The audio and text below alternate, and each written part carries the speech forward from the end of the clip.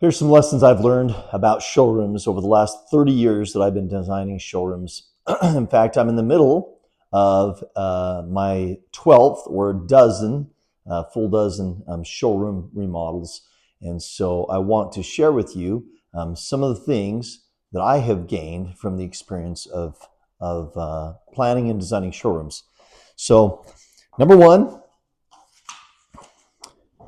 range of options, okay?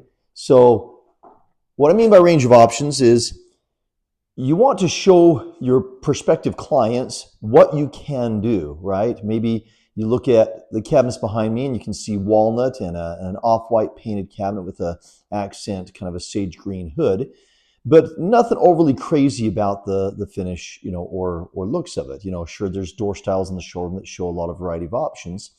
But what about this? What about this island here? We're getting some pretty bold colors that we're demonstrating what we can do. You want to show the range of options you can do. It could be construction, it could be, features, it could be, design, creative elements. But whatever you do, show those options so they can see what type of range of options you've got at your fingertips. Okay. Number two, realistic application. Okay. So what I mean by that is you've been to showrooms probably, even big box stores where there's a ton of cabinets, but there's no appliances, or there's a bunch of appliances fit into a space, but not enough cabinets to give a good representation. So you'll see, again, this showroom is in the process of being remodeled for the next phase.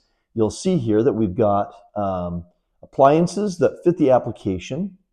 We've got cabinetry in a realistic setting with landing space, just like you might have in a realistic, a kitchen or project. So be realistic about what you're showing, at least in some part of your space of your showroom. Make sure that it doesn't look like just a showroom only.